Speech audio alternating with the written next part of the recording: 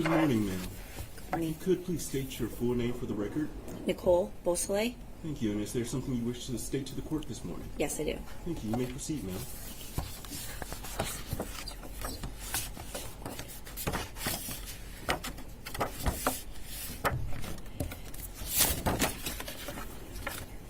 Thanks. Good morning, Your Honor. Madison Baldwin, a name that most didn't know prior to this horrific act, but now a name that everyone has come to love. A name that has brought so much joy to the world. Your Honor, I know you haven't had the privilege to know her, only of what you've heard. She is an old soul, wiser beyond her years. At only 17, she has taught me more than I could ever thank her for. Having her young myself, she made me the mother I am today. She gave me the courage to be stronger. A few key things about Madison was her laughter, contagious smile, intelligence, passion, kindness, fearless drive, and determination. She is a light when you need it most. When the world gets dark, she's the stars. That small beacon of light that is so far to see, but up close burns like wildfire. At times I catch myself missing these characteristics, worried that I might forget them, but then I realize she's here. Madison lives in all of us. Her legacy remains, her kindness continues, now and forever. She will always be the heartbeat of our family. On November 30th, 2021, is a day that has forever changed my life. It burns into my body like a cigarette burn. Enough to scar, but always a constant reminder. The day I found out that my daughter's life was taken. A life that was still so young and full of life. After that day, she became a statistic, a victim, a planned act of tragedy. How could my daughter be summarized in such intrusive manner? How could these now be her associations? I would like you to know that these accusations are false. I will not allow her name to be followed by the phrase Oxford shooting victim. She will be remembered by her name, a name that is loved unconditionally, one that has no hidden remark. The strong name we gave her, Madison.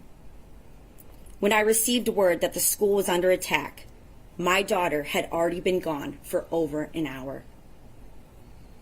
This I didn't know while driving into a designated area pretty much on autopilot, waiting for the unknown.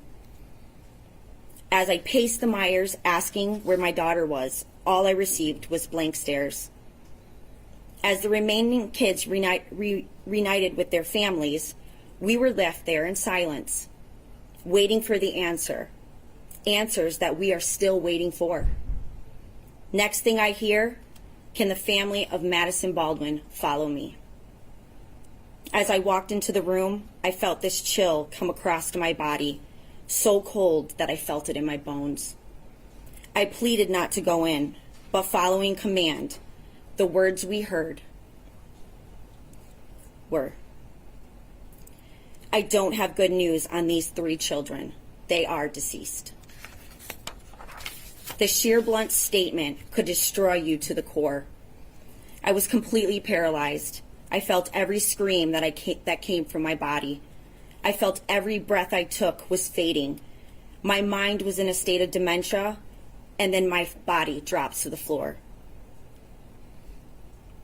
We were literally suffocating together in disbelief. Replaying those words in my head, within seconds, I thought, did I hear them right? I was definitely misinformed. The sobs came from a deep part in me. Tears soaked the cold floor I laid on. I managed a few calls, but conversations I've blocked out. Leaving for the substation, I stared out the window, looking for her, but replaying those words in my head. My mind and heart were literally in 2 different places. The rest of the night was excuse after excuse on why I couldn't be taken to my daughter. I needed to see her. I needed to prove that the information was not meant for me. But all I was offered was a table the next day at the medical examiner's office to identify her. Getting back home felt like forever. I had to tell her 11-year-old sister at the time that her best friend was gone. Peyton's screams will forever haunt me. And when she asked me that simple question, why? As a mom, I didn't have the answer. The next morning, I was on my way to prove somebody wrong at the medical examiner's office. In my head, it wasn't going to be her. As I walked down the corridor, I entered into a room with a steel door and a small glass window. I couldn't move my feet. I couldn't get close enough to look. But when I remembered, I was there to prove somebody wrong. I looked through the glass. My scream should have shattered it. My daughter's lifeless body was laying on a cold metal gurney. I remember her hand laying out from underneath the sheet, and her fingernails were blue. Blood smeared in her hair, and they made sure I saw her from a side that was more acceptable for a grieving mother. That was not my daughter. Madison was far from lifeless. As I banged on the door demanding to touch her, I lost my ability to stand. I was dragged away from her. I was not allowed to touch my own daughter. I was not allowed to hold her hand and just let her know I was there. It's a feeling that no parent should ever feel. But that's my baby. I deserved the right to be with her, but I was not allowed. Instead, I was dragged away from her, screaming like a toddler, saying profanities in the most ignorant way. That is when I realized I could no longer deny it. I didn't want to admit I was wrong. I didn't want to visualize a moment without her. I didn't want to believe she was gone. But it hit me like a semi-truck. I knew her dreams were no longer the future, but only dreams. Your Honor, I thank you for the dedication to this infuriating act. I admire your knowledge of the law and the stance onto listening to all, keeping your composure and consistency throughout this sentencing. I thank you for the clear representation of your courtroom. I thank you for the countless hours that this has taken from you and your family's life to give the best possible judgment. I thank you for being a human being. To the prosecution and advocates, Karen, Mark, David, and countless others, I thank you for the constant efforts to keep my daughter's legacy alive. The righteous hours, the rigorous hours that have consumed you, your nonstop actions to make sure all facts are given appropriately, your compassion for our family. Jen, my advocate, and others, advocates, I thank you for picking me up on some of my worst days and moments that I thought my life was not valuable, keeping me sane during every moment, even when weakness was at its worst. You all have remembered my daughter and kept her spirit alive in the most prestigious manner. Thank you for taking away from your life to get justice for her life. And lastly, thank you for doing the unthinkable, the tragic, the raw, the vulnerable, and infuriating moments when I know it breaks you inside to make sure that we are the slightest bit okay, to make sure we continue, that we remember, and that we keep fighting for justice.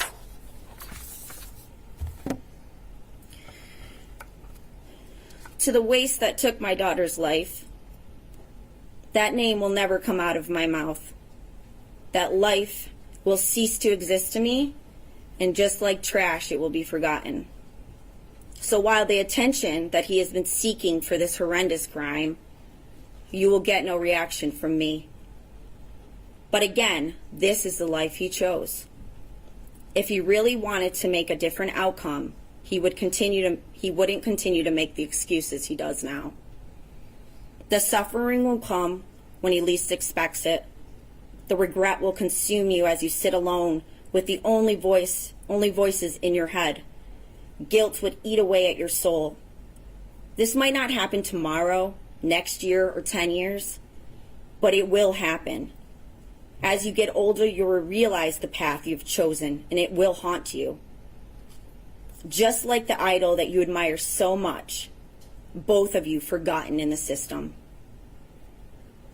And when these emotions flood into your body like you're bleeding out, no one will be there to save you. No one will forgive you. Your hand will no longer be held as you claim insanity. Your outburst for attention will go unnoticed. No one will love you, and no one will come. As I don't wish death upon you, that would be too easy. I hope the thoughts consume you and they replay over and over in your head. The thoughts won't stop. I'm sure you heard that paraphrase before. I hope the screams keep you up at night and they cause real hallucinations. You won't be able to write it on paper for the attention that you so badly seek. Those four walls become your home, suffocating in guilt. It will come, I promise you. I'm happy you decided not to be a coward that day and take your own life. I'd much rather you stick around to see what the life you have chosen for. What suffering really feels like, and that your significance is not above anyone else. I truly feel sorry for you that you thought this would be a better life choice. So, Your Honor, I have chosen forgiveness. We live in a world where forgiveness is not deserved but needed. Forgiveness, a word that holds so much controversy. What does it really mean? To me, forgiveness is an encouragement. It encourages me to forgive the things that are out of my control. I have chosen to forgive. I have chosen to forgive for myself. In some that might seem weak or giving in, it's my new journey with Madison, because honestly, that is who she was and that is what she would have done. I no longer carry that burden. It does not define me, it does not define her, or it does not define our family. I forgive myself for the grief that at times felt like multiple stab wounds, but managed to survive. I forgive myself for the weak moments of fear of the world around me. The time it's taken from my family and loved ones, time I will never get back. I forgive myself for not allowing joy and happiness in my life, to reflect and to learn. I forgive myself for any anger that raged inside me and I took out on the ones I love, in hopes that this would destroy me or suffering would be unbearable. You failed. I'm so much stronger than you, and your weakness consumes you. I don't choose to forgive the destructive nature that caused her death. Forgiving is a choice. I choose not to forgive you for the choice you made. This is exactly what you wanted. This is not a life that I would ever want to live. What this has done is ignited the light that I thought I lost. Madison's light. Your Honor, I hope you stamp his faith with whatever fate that might be, to continue to live the life sentence that he researched. That his life sentence is the same as my life sentence I received. As a life sentence that I cannot escape from. Day by day passes, I hope his life seems more meaningless, lost and forgotten. So when my time comes, and I will never worry if our paths or fates will ever meet again, but when our true day of judgment comes, my justice will be served. That his life sentence will continue so that he may live in his own personal prison for eternity, with no one waiting for him. I can only wish him the best on his new life and the repercussions that follow. Your Honor, as I close this chapter and I start a new one, I would like to make one thing clear. These actions did not break me. I am not broken. I am just rearranging the pieces. I am surviving each day, navigating this journey, celebrating the good and learning from the bad, choosing happiness, forgiving when needed and when it's deserved. I am living. I'm living because of my baby girl, Madison. Thank you. Of course.